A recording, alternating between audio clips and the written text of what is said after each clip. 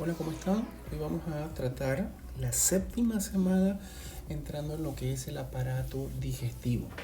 Como todos saben, es un tubo bien largo que asocia importantes glándulas y que la función de él es básicamente la transformación de complejas moléculas de los alimentos en sustancias simples y fácilmente utilizables. Este sistema digestivo va desde la boca y termina en el ano. El tubo en su totalidad mide unos 11 metros y en las diapositivas siguientes vamos a tratar cada una de las partes por donde pasan nuestros alimentos para que sean en primera instancia utilizados y en segunda instancia desechados, lo que no es digerido. Como siempre, les mostramos las competencias. En este caso, reconocer la estructura y funcionamiento del aparato digestivo, siempre enfocados en reconocer los aspectos que están relacionados en el proceso de salud y enfermedad que se requiere para los cuidados en enfermería. Ok, a pesar de que nosotros no hablamos en esta clase, no estamos en embriología, es importante que sepan que el intestino, el sistema digestivo se desarrolla a partir de la tercera semana de vida. Y en la tercera semana de vida estamos en la etapa que se conoce como embrión. Un embrión va desde la fecundación hasta la octava semana de vida. A partir de la octava semana de vida, entonces el término que se utiliza es feto hasta el final de la gestación. Eso es muy importante que lo sepan. Entonces, nosotros podemos ver en este esquema del embrión lo que es el intestino primitivo, que tiene tres porciones: un intestino proximal o anterior, y que nos da lugar al esófago, al estómago, a la mitad proximal del duodeno, el hígado y el páncreas. El intestino medio, que entonces nos da lugar a las siguientes partes: la mitad distal del duodeno, el yeyuno, el ilion, que son las tres partes del intestino delgado, el ciego, el apéndice, que produce lo que es la apendicitis, ¿verdad?, su inflamación, y a una parte del colon. El resto del colon, el recto y el ano se originan entonces del intestino posterior o el intestino distal. No les vamos a hablar de mesenterios ventrales, no les vamos a hablar de mesenterios dorsales, porque no es el objetivo. No le vamos a hablar de cavidad celómica, etcétera, porque eso ya es una situación propia de la materia de embriología. Pero es importante que ustedes sepan que el sistema digestivo entonces se origina de un intestino primitivo, que el intestino primitivo tiene tres partes y que las tres partes son anterior, media y posterior, y que cada una da origen a una porción del sistema digestivo desde el área del esófago hasta llegar al ano. Podemos decir entonces que el aparato digestivo es un conjunto de órganos que ya mencionamos: boca, faringe, esófago, estómago, intestino delgado e intestino grueso principalmente, con órganos accesorios, el hígado y el páncreas, que son encargados del proceso de la digestión y transforman los alimentos para que puedan ser absorbidos y utilizados por las células del organismo.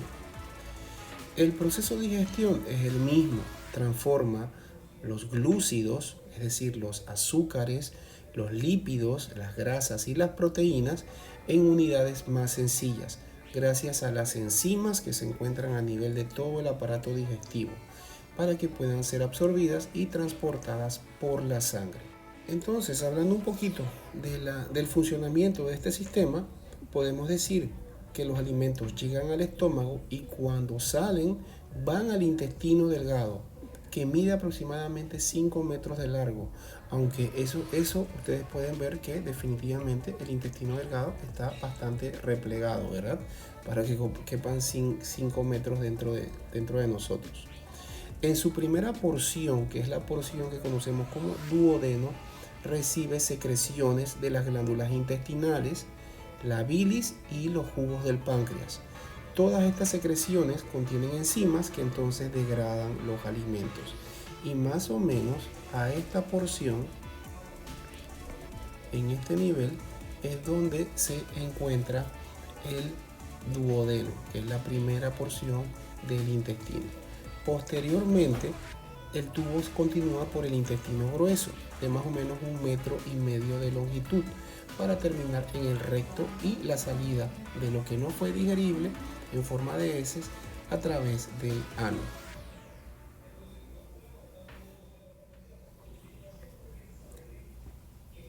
El tubo digestivo, que también conocemos como tracto gastrointestinal, presenta una sistematización prototípica.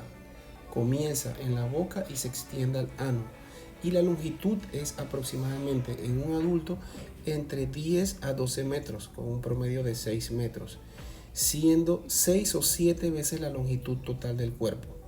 En su trayecto a lo largo del tronco discurre por delante de la columna vertebral, comenzando, como todos saben, en la cara, descendiendo por el cuello y atraviesa las 3 cavidades del cuerpo que ya ustedes conocen: la torácica, la abdominal y la pélvica, ¿verdad?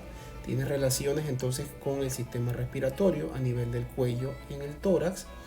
Se ubica entre los pulmones y el corazón y el abdomen y la pelvis, y se relaciona con los diferentes órganos del aparato genitourinario por su proximidad.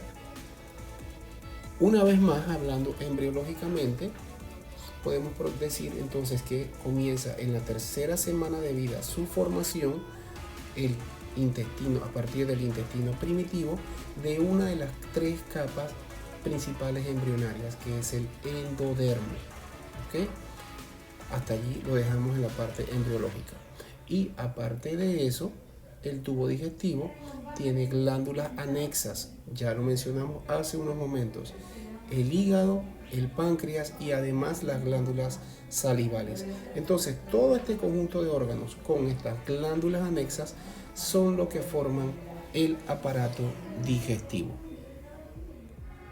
No estamos en una clase de histología, pero es importante que ustedes sepan que todo el tubo digestivo, empezando básicamente desde el esófago, ¿verdad?, que es donde comienza la porción, que es básicamente un tubo, tiene siempre 4 capas. La capa más interna, ¿verdad?, que nosotros conocemos como la mucosa, la podemos ver aquí, la mucosa, y que constituye la parte donde se encuentran glándulas secretoras, moco, vasos linfáticos, y también tiene capas musculares que son de tipo liso.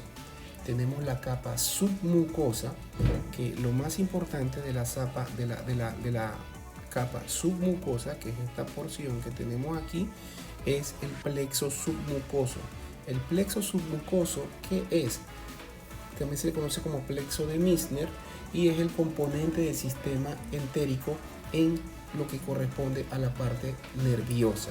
Es decir, es por donde pasa el sistema nervioso del sistema digestivo y controla los movimientos de la mucosa.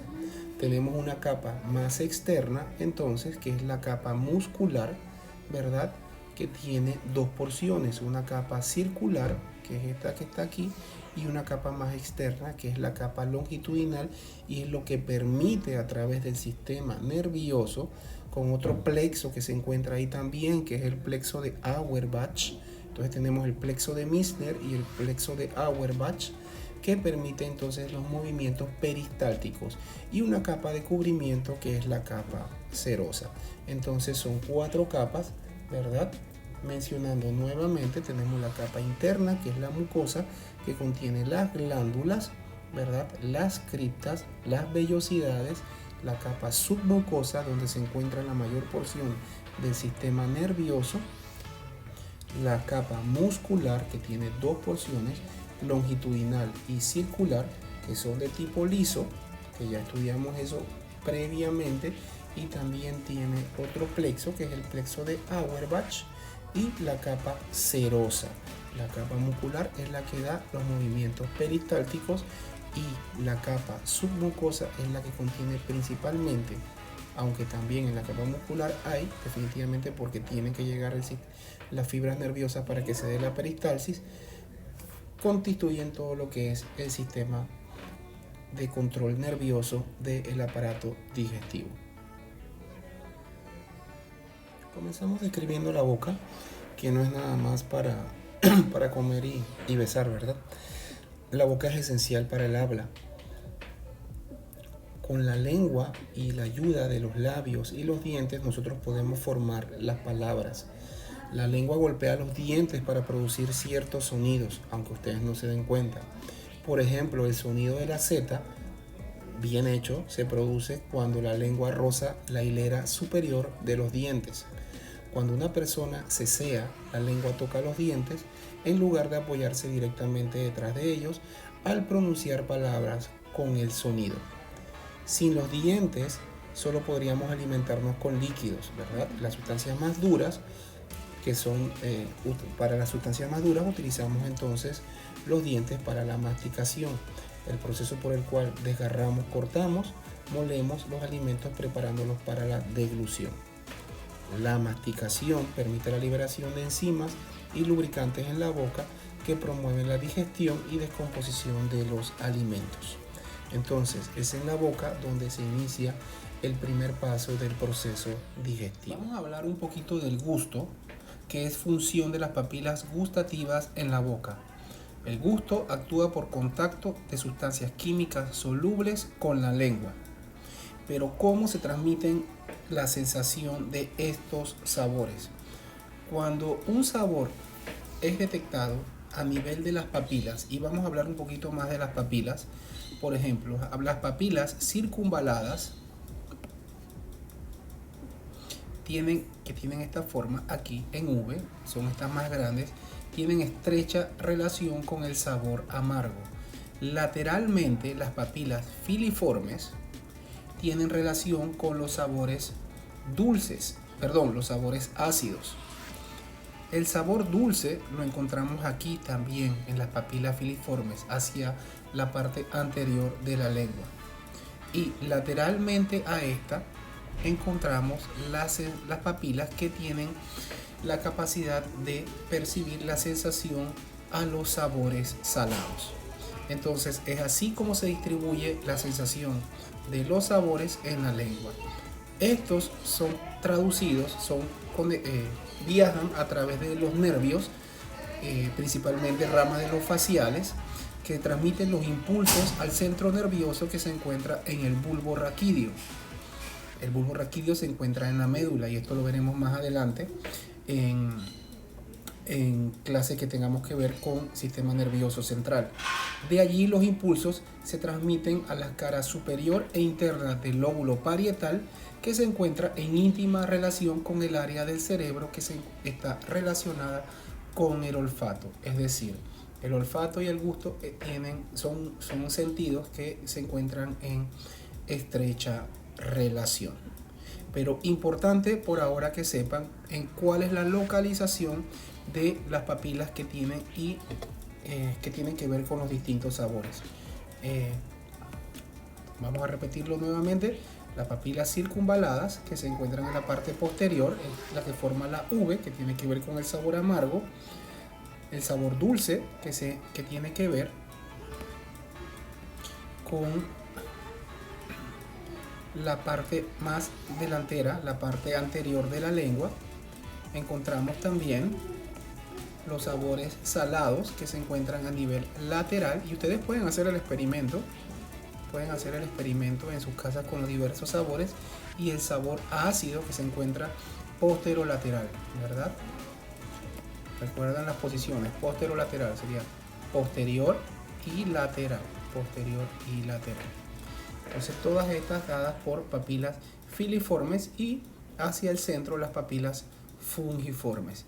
Estas papilas a veces muchas veces las ven de color blanco, ¿verdad? Y entonces el color blanco generalmente significa deshidratación. Un dato para que tengan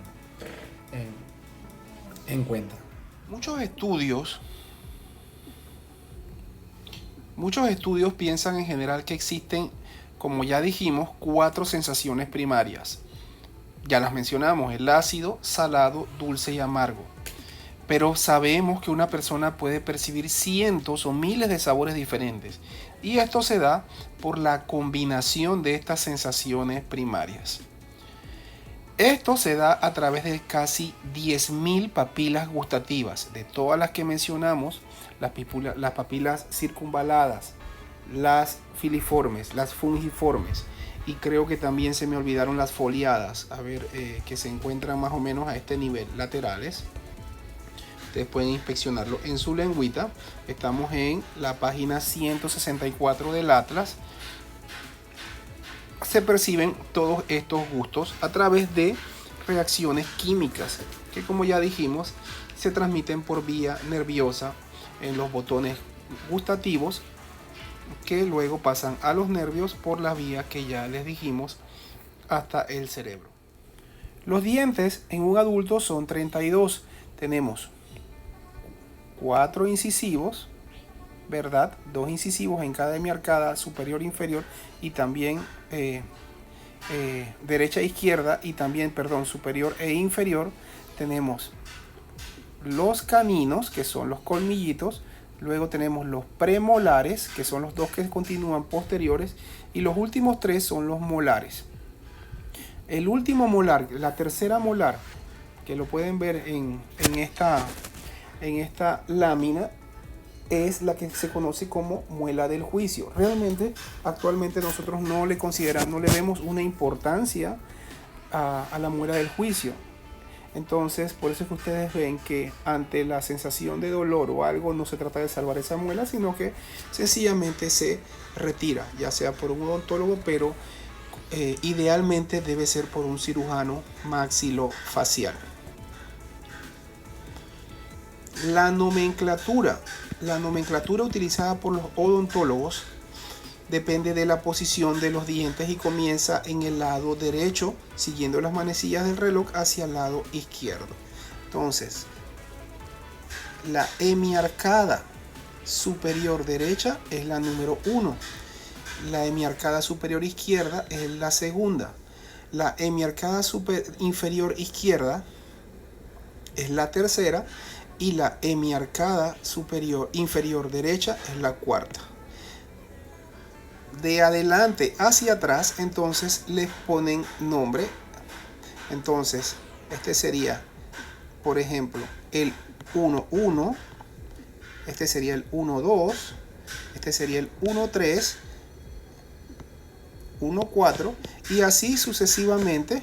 Lo mismo sucedería con todas las hemiarcadas posteriores. Esta sería la pieza 21, esta sería la pieza 22, esta sería la 23, por ejemplo, y acá igualmente la 31, 32, y así sucesivamente sucedería con la misma. Esta es la manera en la que los odontólogos hablan o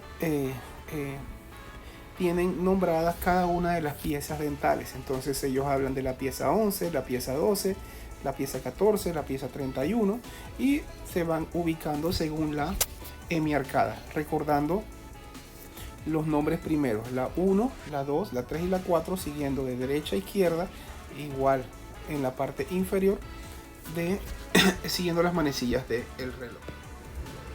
Les quería mostrar en la lámina 169 la estructura interna de un diente. La parte más dura es esta, la parte del esmalte.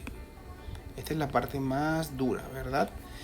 Y la parte que está en contacto con los nervios es esta, la dentina. Cuando hay una caries y la carie perfora el esmalte, entonces esta área se infecta, que es la dentina, y es la que produce dolor porque está en estrecho contacto con el nervio. Es entonces aquí donde hay que limpiar, y si el nervio ya está muy afectado, hay que hacer una endodoncia. Una endodoncia es el procedimiento por el cual se destruye esta vía nerviosa para poder entonces salvar el diente, reemplazando la estructura que queda aquí y utilizando lo que se conoce como una corona. Eso es lo que es una endodoncia. Una ortodoncia es el procedimiento odontológico por el cual se acomodan la posición de los dientes, utilizando los famosos oli, los frenos, los tornillos, los microtornillos, etc. Básicamente esto era lo que yo quería que vieran de la parte interna de los dientes. Entonces, ¿qué son las caries? ¿Sabe alguno qué son las caries, verdad? ¿Han escuchado las caries? Esas manchas chocolatitas que se encuentran, definitivamente que son bacterias con alimentos degradados que van consumiendo el esmalte y entonces van destruyéndolo, llegan a la dentina, afectan el nervio, lo infectan y entonces nos pueden producir lo que se conoce como abscesos periapicales. Cuando sienten el dolor, el médico a veces después de revisar se da cuenta que hay un absceso o una infección y es lo que el diagnóstico correcto es un absceso periapical secundario a una caries dental que penetró a la dentina. En ese caso, definitivamente ya la vía está totalmente lesionada y hay que hacer endodoncia. Entonces, ¿qué se hace? Se destruye el nervio. Por decirlo así, se mata el nervio para que entonces se pueda cubrir y hacer una nueva corona. Ahora nos encontramos en la página 148 del Atlas y vamos a hablar de las glándulas, principalmente las glándulas salivales que secretan lo que es la saliva. Se encuentran en racimo y se componen de lóbulos cuyos conductos desembocan todos en un mismo tubo excretor. Tenemos tres glándulas principales, las glándulas parótidas, ¿verdad? Que se encuentran en el interior de las mejillas, debajo de las orejas, y derraman la saliva al nivel maxilar superior a través del conducto de Stenone. Este conducto desemboca a nivel del segundo molar superior. Si ustedes se revisan, ustedes pueden encontrar este conducto al lado, emergiendo al frente del segundo molar superior de cada uno de ustedes en cada una de las hemiarcadas superiores. El producto de secreción de la glándula parótida es alcalino y nos ayuda para facilitar el proceso de masticación. Vamos a ver las otras glándulas, vamos avanzando en el atlas, ¿verdad? Y a este nivel, por ejemplo, en esta cara, en esta vista lateral, podemos encontrar la glándula submandibular que se encuentra en posición inferior y pero anterior a la parótida. Aquí se encontraba la parótida y aquí está la glándula submandibular que secreta también un líquido formado por saliva, pero también por moco que se vierte en otro canal que es el canal de Wharton, que lo podemos ver aquí aunque no está mencionado, ¿verdad? La saliva submaxilar podemos decir que también es alcalina y viscosa y esta nos ayuda para la gustación. Las glándulas sublinguales, porque se encuentran debajo de la lengua, están provistas de canalillos, los canales de Rivinus. Estos vierten bajo la lengua una saliva que es más espesa, que interviene en la deglución de los alimentos. Entonces, la secreción de la glándula submandibular es más para facilitar el proceso químico que genera los gustos, y la de la glándula parótida y la submandibular nos ayuda al proceso de masticación y deglución de los alimentos. Vimos el conducto de Stenone, ¿verdad? El conducto de Wharton y el de Rivinus. Todo es lo que se conoce como epónimos. Recuerdan que habíamos hablado en las primeras clases de lo que eran los epónimos. Nombres de anatomistas o científicos, médicos que se dedicaron al estudio anatómico, y en su honor o por haber descubierto probablemente la estructura se les colocó el nombre a estas estructuras adicionalmente.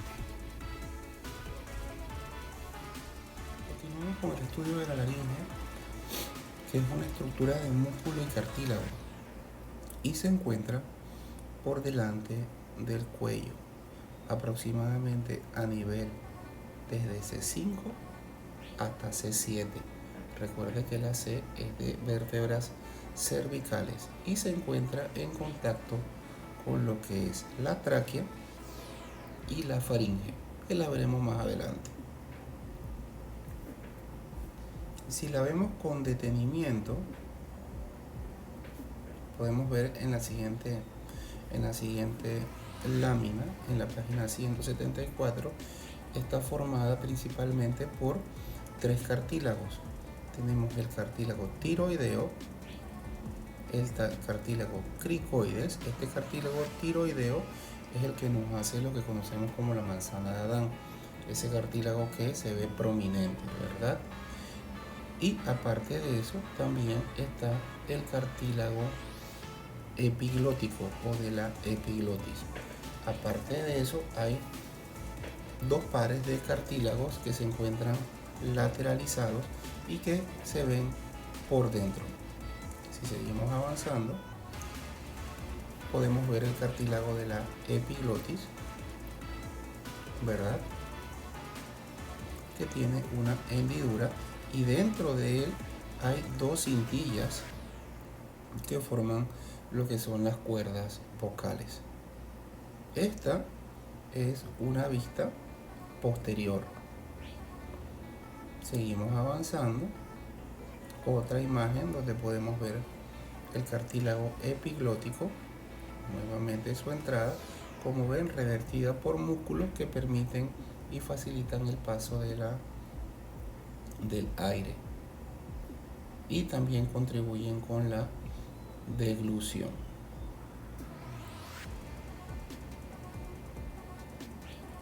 Si seguimos avanzando, vamos a ver, creo que es por las láminas 180 más o menos. Estamos en la 185. Seguimos, aquí podemos ver perfectamente los cartílagos. En una vista anterior nuevamente vemos la hendidura de la epiglotis, ¿verdad? Y posterior, perdón, de la hendidura de la... En esta lámina que vemos aquí podemos ver una vista frontal nuevamente de la epiglotis, el cartílago tiroideo y el cartílago cricoides. Y acá podemos ver los que son pares. Tenemos los corniculados, ¿verdad? Y los cartílagos aritenoides. Acá podemos ver el cartílago de la epiglotis.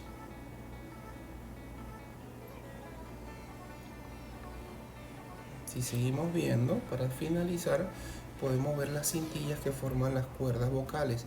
Los músculos que se encuentran laterales, tensan estas cintillas para producir sonido con el paso del aire.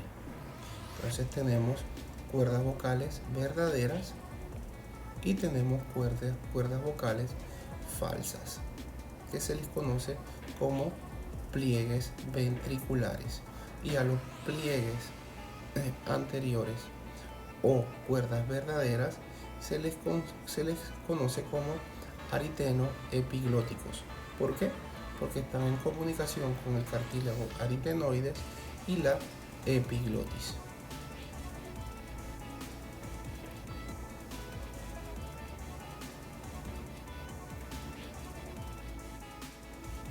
En la página 173 del Atlas vamos a encontrar una visión lateral que nos permite ver perfectamente la faringe, que se encuentra en el cuello a nivel de las 6 primeras vértebras cervicales.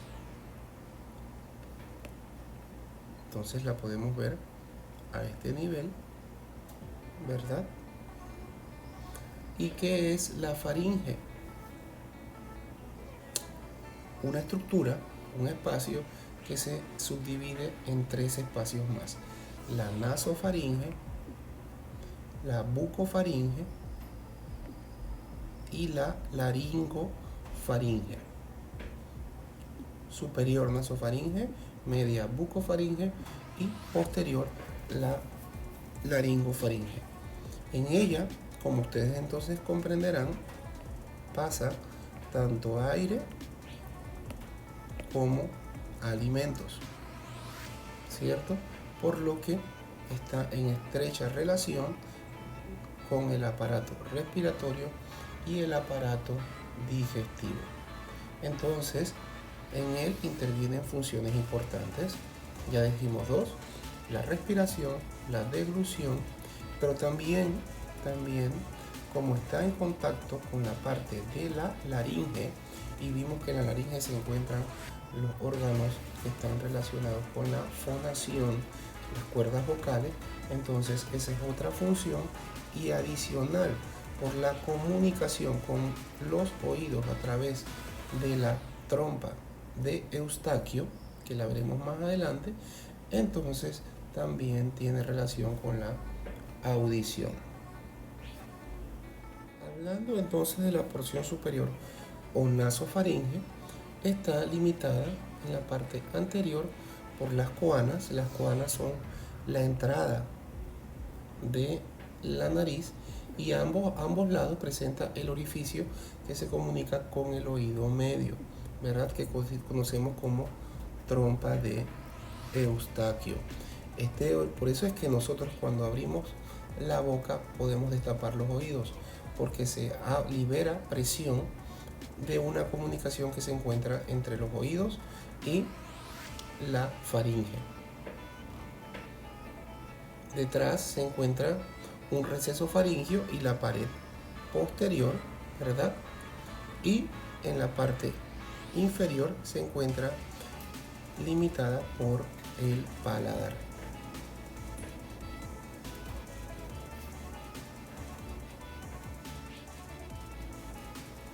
El otro segmento que vamos a ver es la faringe media o la bucofaringe, o también la orofaringe, que se abre a nivel de la cavidad bucal. Entonces vemos que está limitada en la parte superior por el paladar, ¿verdad? Y en la parte inferior por la epiglotis.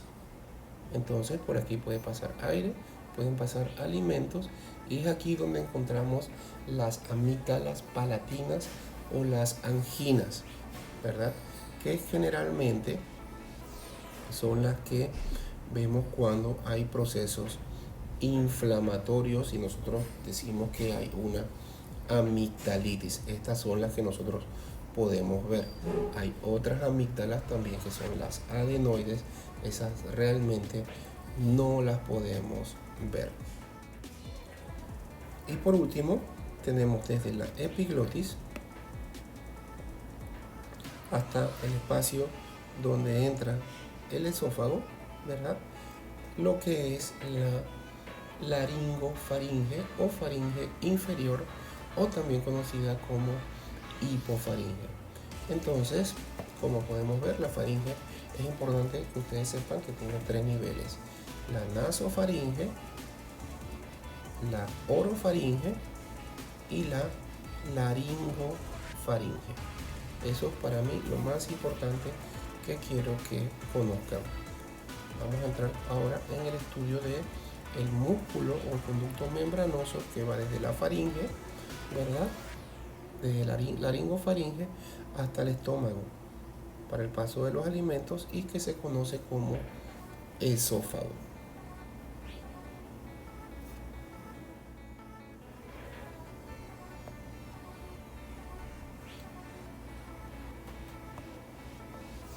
Estamos en la página 403 del Atlas, y aquí podemos ver cómo discurre a nivel posterior lo que es el esófago. Vamos a buscar otra imagen para seguir viendo, ¿verdad? Aquí podemos ver, vamos a borrar esto aquí, también cómo discurre el esófago, ¿verdad? Nuevamente lo anterior eran vistas laterales. Ahora vamos a ver una vista anterior, y esto es importante. En esta imagen podemos ver cómo el área de la tráquea va por delante, como lo vimos en las láminas anteriores, va por delante del esófago, y eso es importante porque cuando nosotros intubamos nos vamos a encontrar con dos espacios, uno que es la tráquea y otro que es el esófago, y es importante saber que el tubo endotraqueal debe ir por delante, ¿verdad? Va hacia el nivel de la tráquea. Entonces el esófago va atravesando todo desde el cuello, atraviesa el tórax y se dirige atravesando el diafragma, ¿verdad? Para llegar hasta el estómago.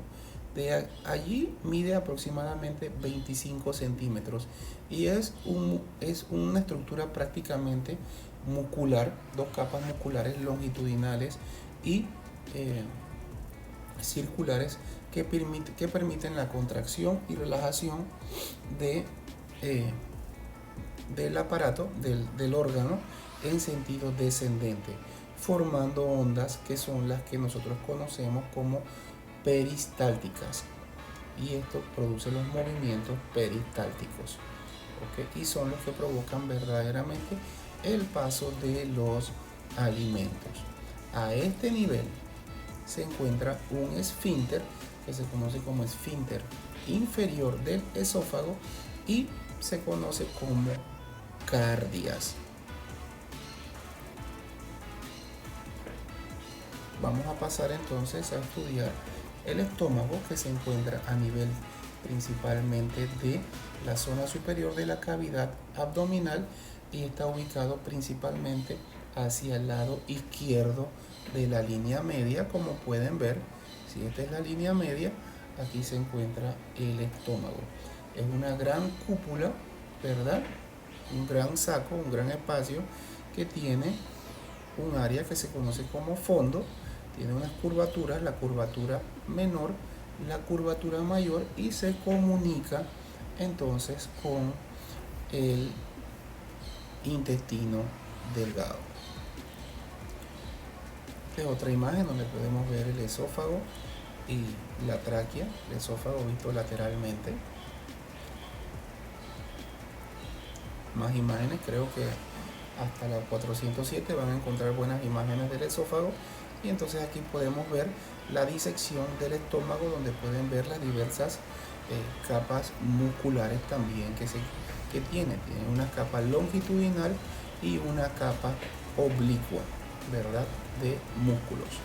Entonces una muy buena imagen donde pueden ver diversas estructuras anatómicas que al final no es la idea que ustedes realmente se las aprendan, pero sí es bueno de todas maneras que lo conozcan, ¿verdad? Es bueno que lo conozcan.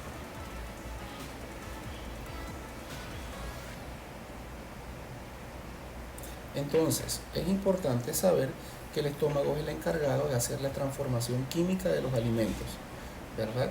Ya que los jugos que secreta, que son los jugos gástricos, secretadas por glándulas que se encuentran en sus paredes, transforman el bolo alimenticio para que éste pueda ser transformado.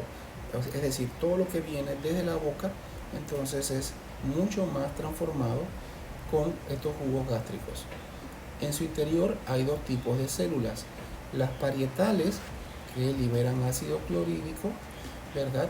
Y es el que nos da la acidez del estómago, y el factor intrínseco, una glucoproteína utilizada en la absorción de vitaminas, principalmente la B12, ¿verdad? Que se encuentra tanto aquí como en el intestino delgado.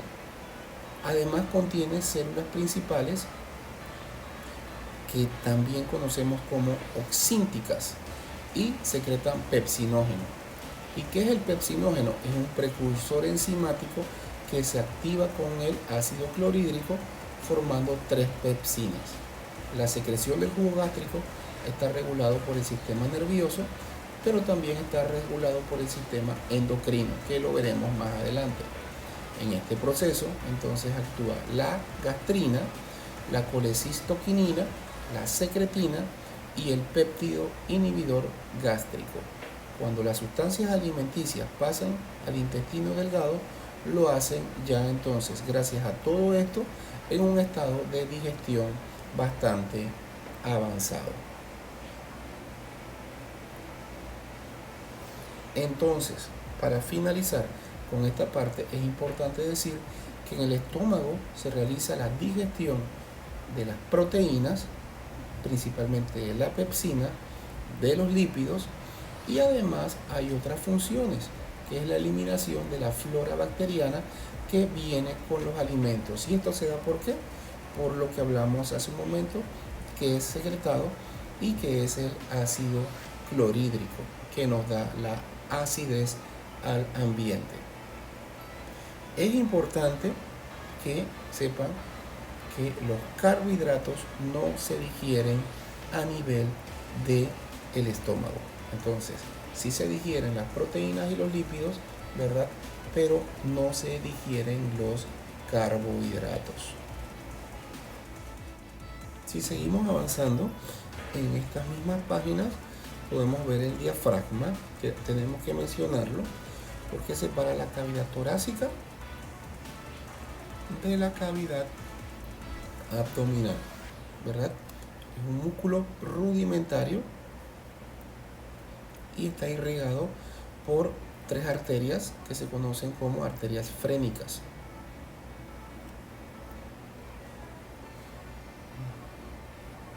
Del diafragma, lo más importante, pues ya saben, limita las 2 cavidades, pero también es importante, recuerdan, ¿verdad?, para que se dé la respiración.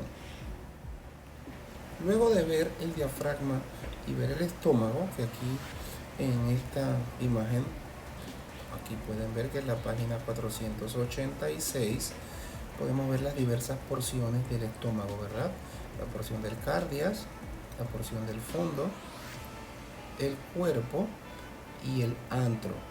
Y aquí está lo que es el píloro, que es la comunicación, y final, el esfínter pilórico, ¿verdad?, que es también como un pequeño músculo que impide que lo que pasa del estómago se regrese.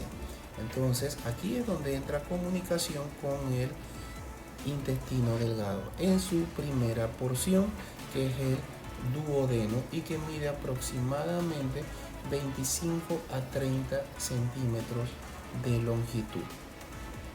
Entonces el intestino delgado inicia con el duodeno, 25 a 30 centímetros de longitud. Otras imágenes del estómago, y aquí podemos ver las otras porciones del duodeno. Entonces, que tiene, como ven, secciones transversales, descendentes y ascendentes. El duodeno se comunica con la siguiente porción, que es el yeyuno, y posteriormente con el ilion. Y el ilion es el que se comunica con el intestino grueso. Al final, el intestino delgado mide aproximadamente de 6 a 7 metros, pero está bastante plegado. Otras imágenes del intestino delgado en su parte duodenal. Y esto es muy importante. Conocer el duodeno, porque recuerdan que dijimos que en el estómago es donde se daba la digestión de los lípidos y las proteínas. Bueno, es en el duodeno donde se da la digestión de los carbohidratos. Entonces ahí tenemos los 3 elementos principales nutritivos.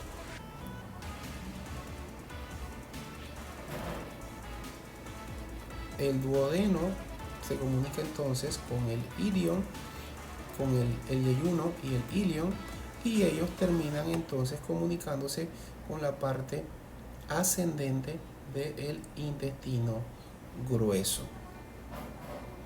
Aquí podemos ver dónde está la porción terminal del ilion, y se comunica con el intestino grueso a través de una válvula que se conoce como válvula iliocecal. Miren, una imagen muy bonita del apéndice cecal.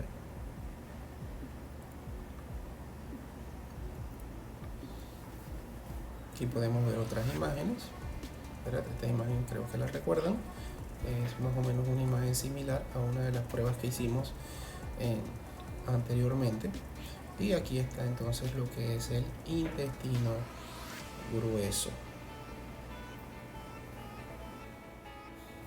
El intestino grueso, como ven, tiene forma de una U invertida, mide aproximadamente de 1,5 m a 1,80 m y tiene un diámetro mayor en el lado derecho, un diámetro de aproximadamente de 5 a 6 centímetros y de 4 a 4,5 centímetros. Y lo pueden ver en la imagen cómo se va adelgazando, ¿verdad? Tiene 3 porciones. En el ciego tiene el colon, que es el ascendente, el transverso y el descendente, y se encuentra en la cavidad, ¿cuál? Abdominal, ¿verdad? Y termina con el recto para la salida de las heces a nivel del ano. El ciego lleva una prolongación lateral que es el apéndice vermiforme, y este es el famoso apéndice que al inflamarse produce apendicitis.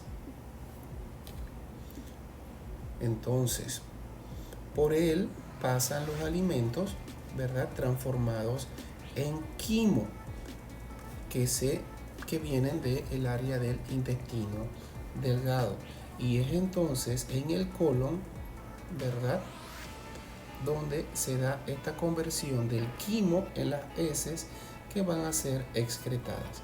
En el colon también deben darse absorciones de sustancias por los movimientos peristálticos y las vellosidades que tienen. Estas son sustancias como el agua, el sodio, el potasio, bicarbonato, también ácidos grasos, etcétera, y muchas vitaminas como la vitamina B, la vitamina K, etcétera, procedentes de la digestión de bacterias que se encuentran en el ambiente de él. ¿Qué es importante? Entonces, que en el colon se da la transformación de el quimo, que es el producto que viene de degradación del ilion luego de absorber los alimentos, para convertirlos entonces en heces. La otra parte importante es que como tiene una función de absorción, cuando hay un daño a nivel del intestino grueso, entonces esta absorción no se da. Y recordamos que hay agua, sodio y potasio, ¿verdad? Entonces estos electrolitos y el agua no se absorben y entonces se produce lo que se conoce como diarrea. Muy bien.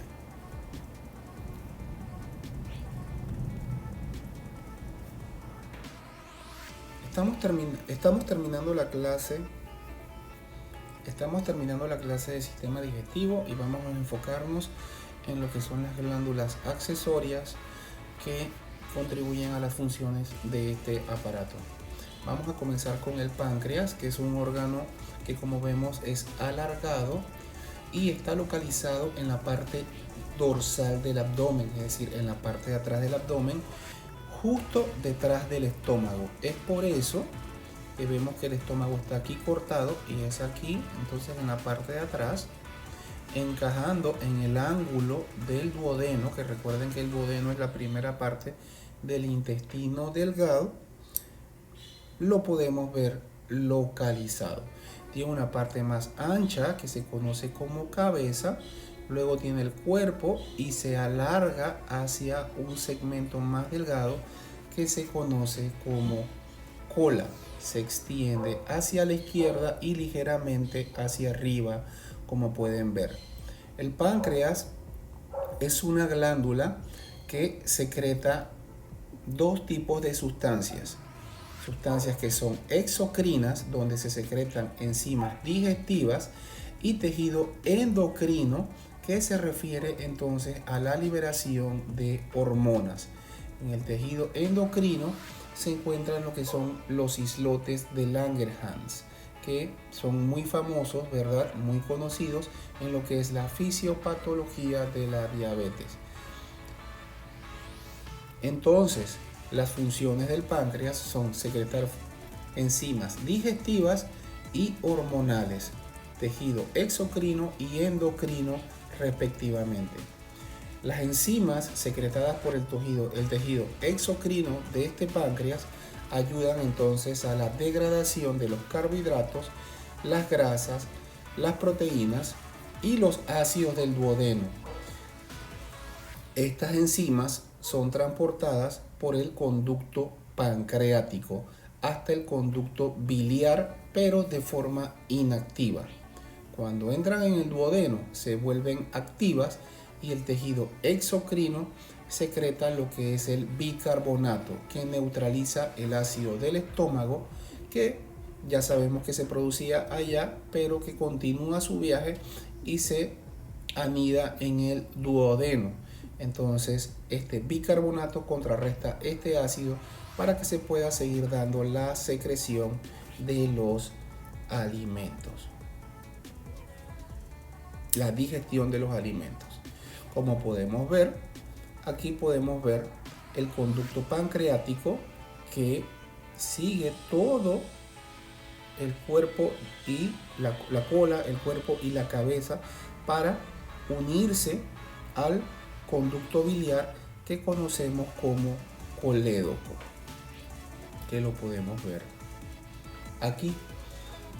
Endocrinamente, las hormonas secretadas por el páncreas son la insulina y el glucagón, que regulan los niveles de azúcar en la sangre, y la somatostatina, que previene la liberación de estas dos hormonas, es decir, es la contrarreguladora de ambos. Entonces, así se comunica, en esta imagen que podemos ver aquí, así se comunica el conducto pancreático. El conducto pancreático se comunica con el conducto biliar común, que es el conducto colédoco.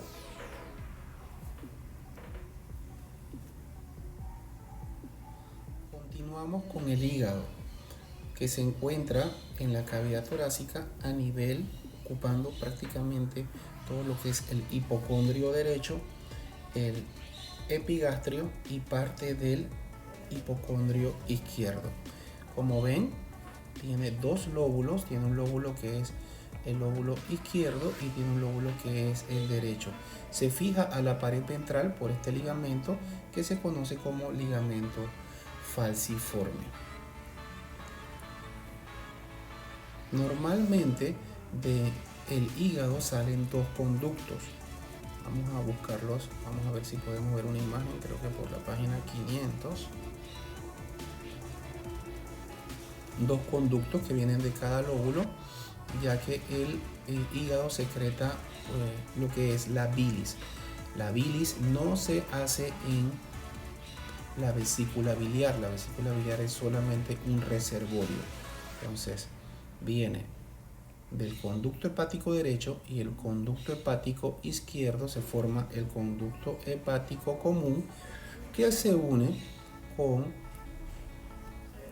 el conducto cístico, donde almacena aquí, que es el conducto de la bilis, de la vesícula biliar, y forman lo que es el conducto colédoco, que lo escuchamos hace un momento, ¿verdad?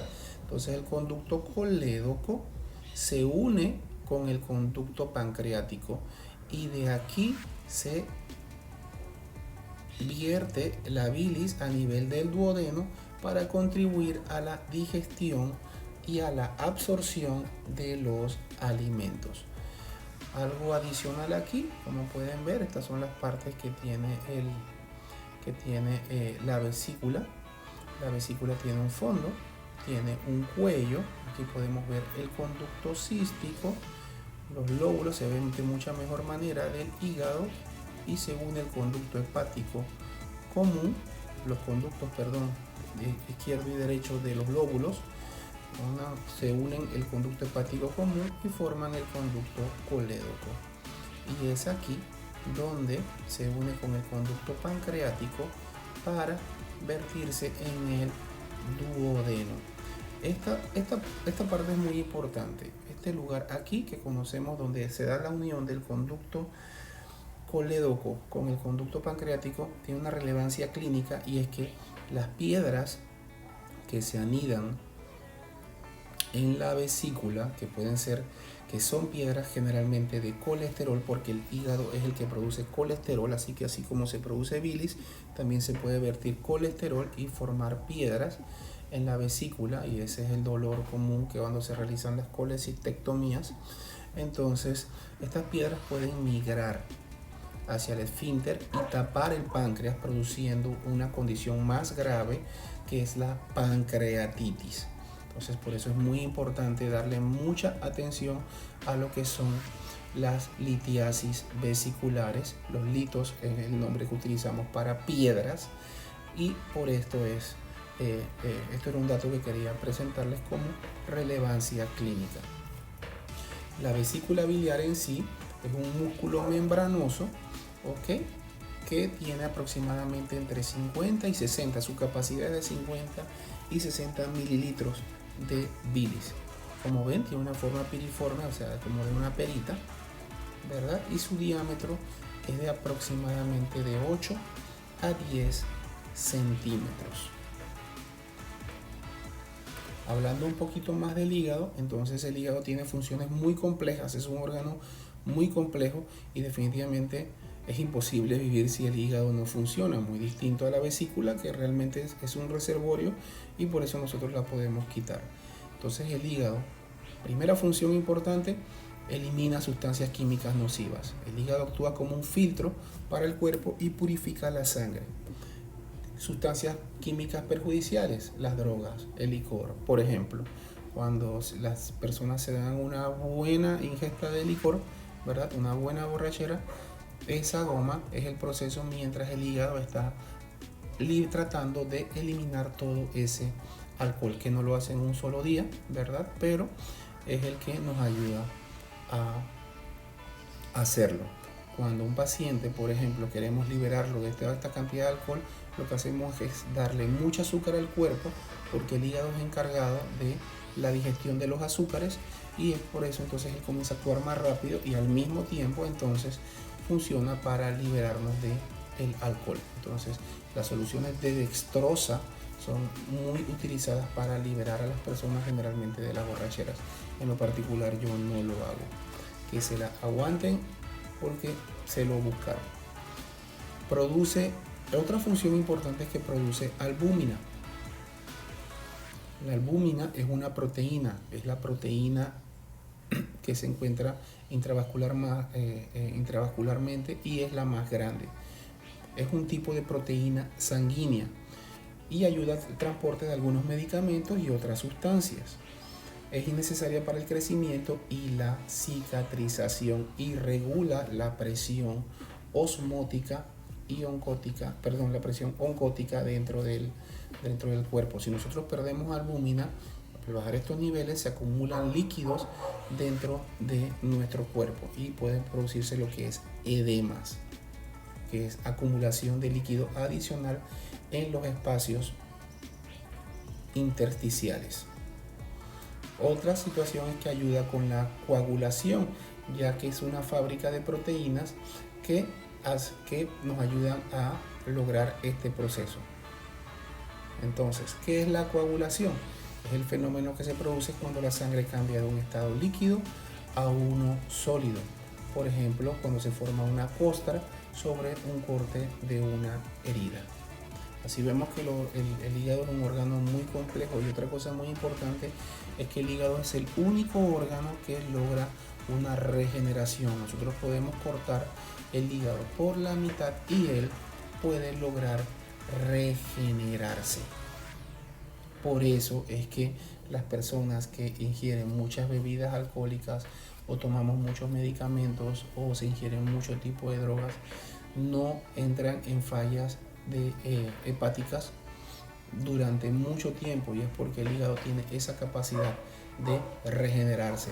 Se destruye un segmento o se van destruyendo células hepáticas por el proceso de la ingesta, por ejemplo, del licor, pero de todas maneras el cuerpo vuelve y trata de regenerarlo. Claro, llega un punto donde no se logra más y se puede producir entonces lo que se conoce como la cirrosis hepática o también el carcinoma hepatocelular.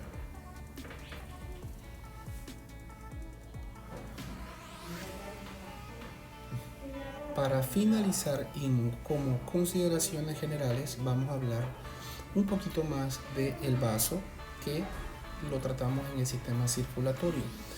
El vaso es un órgano abdominal que es linfoide, ya lo habíamos dicho, produce tejido linfocitario para las defensas del cuerpo y es el segundo órgano más grande del sistema retículo endotelial.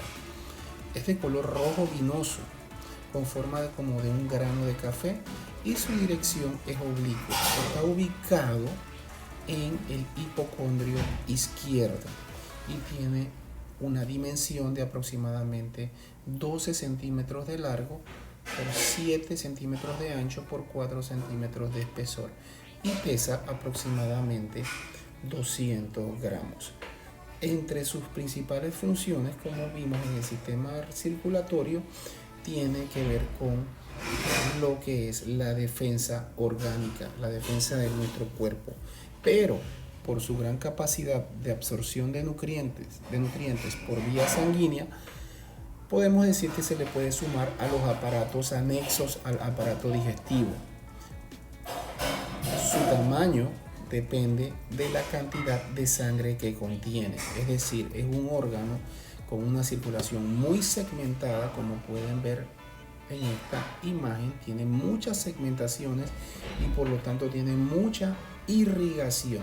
Hablamos de irrigación cuando es el término que acuñamos para definir la distribución de la sangre. Entonces, tiene mucha irrigación sanguínea, es decir, le llega muchísima sangre y es por eso que una lesión de él puede poner en peligro la vida de las personas.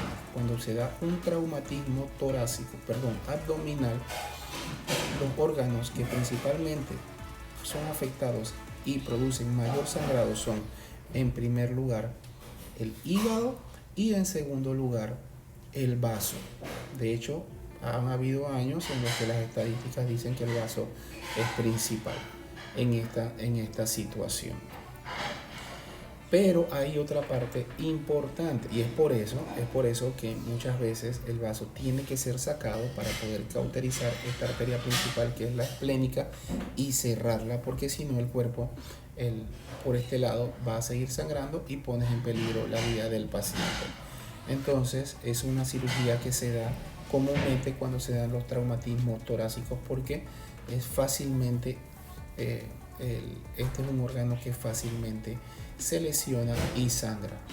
Muchos pacientes en algunos otros tipos de cirugías, por lo menos las gastrectomías, es decir, donde se corta un pedazo de estómago por una lesión, llámese una úlcera por ejemplo, requieren esplenectomía debido a lesiones que en el procedimiento se dan. Y es que si vemos la anatomía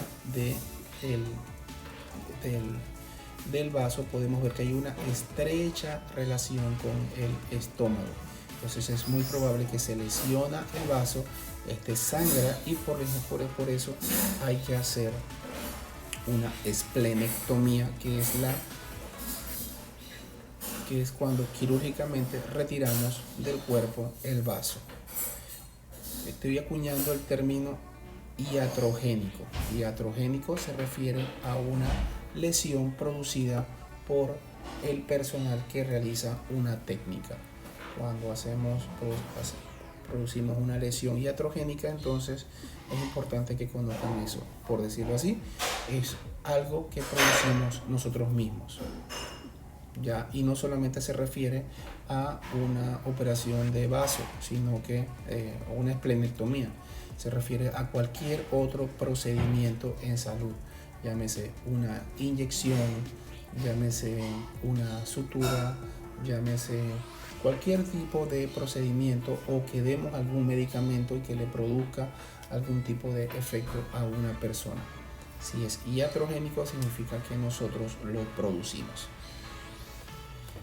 Bueno chicos, hemos terminado con el aparato digestivo. Espero se encuentren bien y aprovechen la clase.